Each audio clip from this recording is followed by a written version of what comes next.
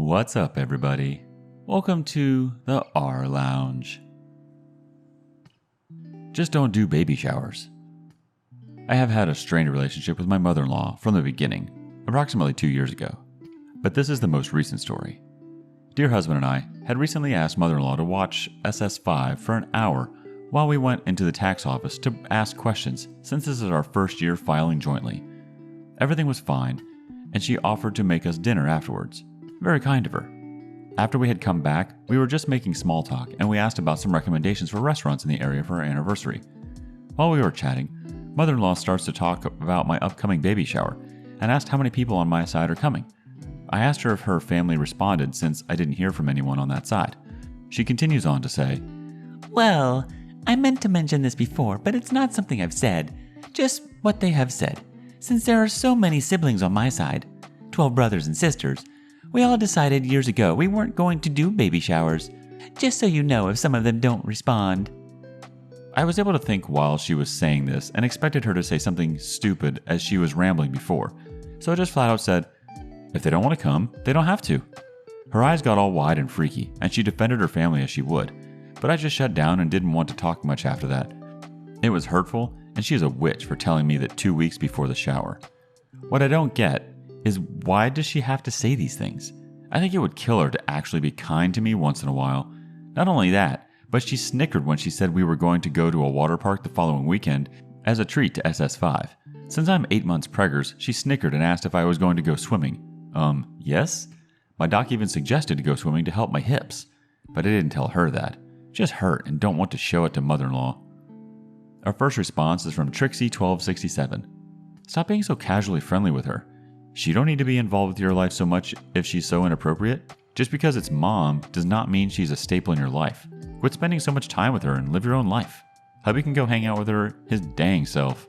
Quit sharing information about daily plans and sharing period if hubby wants him so effing involved, he can deal with her by himself. Rude witch. KJoD83 has another thought. Sorry she's such a biatch. Why tell you to put them on the invite list if they'll never come, or tell you that when the list was given? Congratulations on your little one. Don't let her dim yours and your little one's bright light. Moving on to the next adventure. Ever heard a narcissist doing a job interview? Me, 22 female, and my fiance, 23 male, have had a rough year and a half because of the pandemic and its effect on our jobs. We are finally coming out of the last year's horrors, but unfortunately live with his mom again.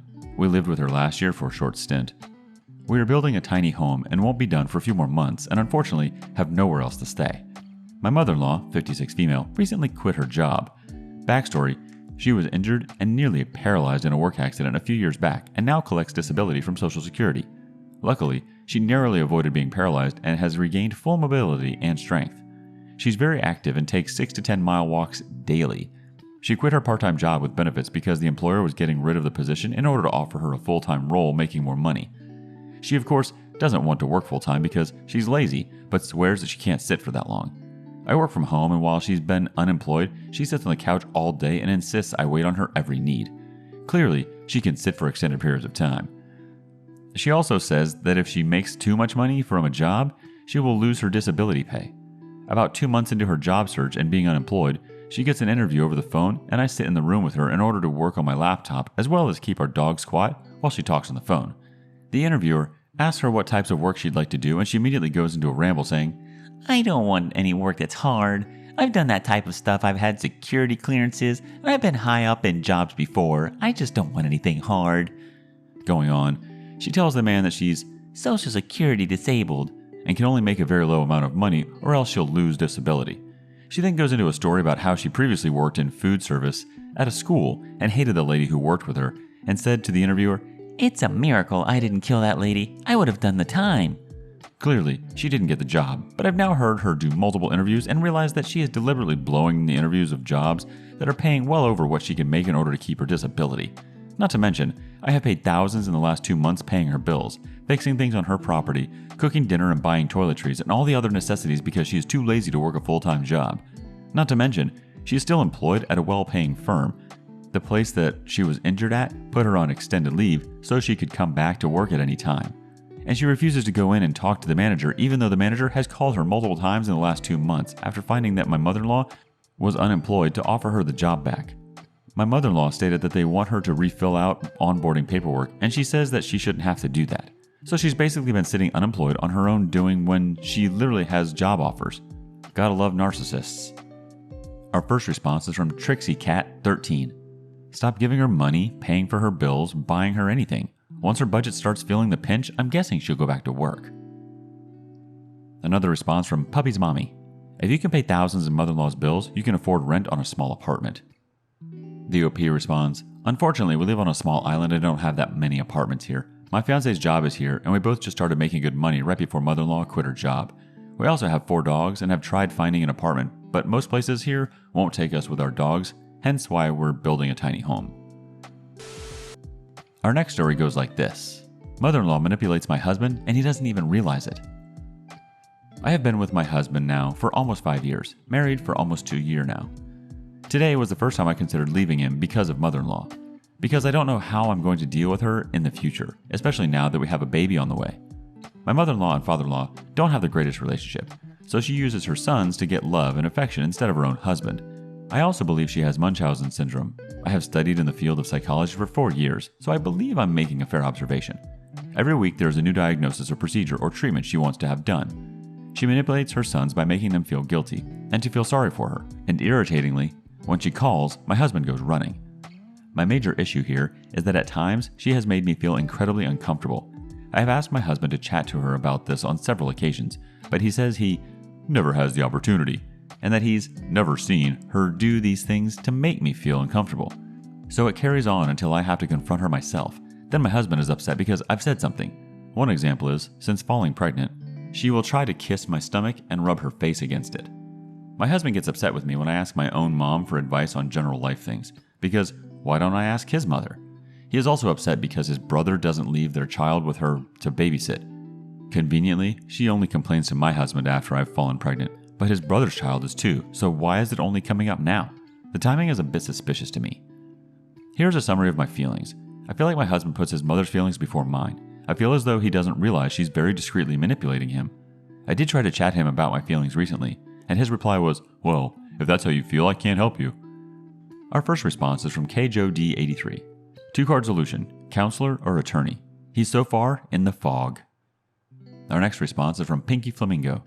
If you can't change or won't, then you have a tough choice to make. You might start by getting individual therapy to sort out your thinking. Meanwhile, it's your body. It's not necessary for dear husband to police who touches you and how. You should have the right and power to do so yourself.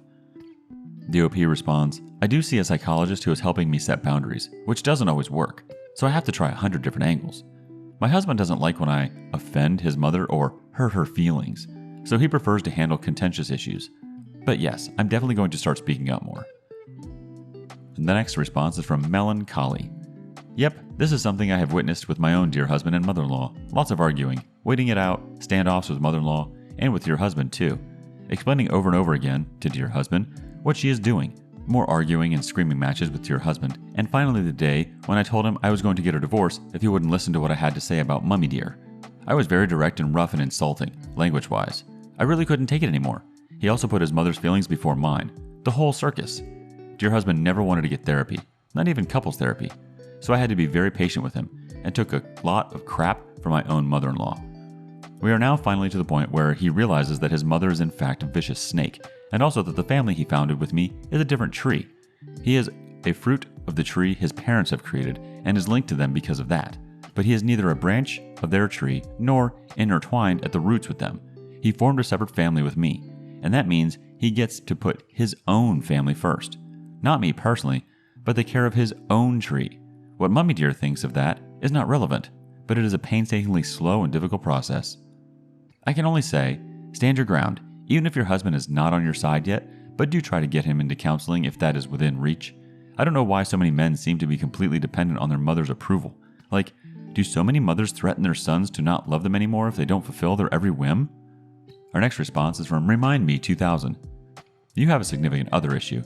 Marriage counseling as soon as possible. You only have a few months to get this into a manageable situation since you are pregnant. It will be 100 times worse once your baby arrives. He will let her mother that baby. He will defer to her. It is your baby. You better get this fixed ASAP. And lastly, from Sofa Queen. Oh yes, mommy's feelings are way more important to him than yours are. Counseling now. First red flag, he's enmeshed with mommy. Second big red flag, brother doesn't let mother-in-law babysit. You need to talk to brother-in-law and find out why. But first and foremost, you need to come to Jesus talk with your husband. He needs to see what is going on here. He needs to see her manipulations and get out of the fog. Please go over to the r/JUSTNOMIL for some help from the sidebar from others who have had the same situation. Get moving on this, because if you don't, once that baby is born, your husband will make sure mother-in-law has complete control of that baby.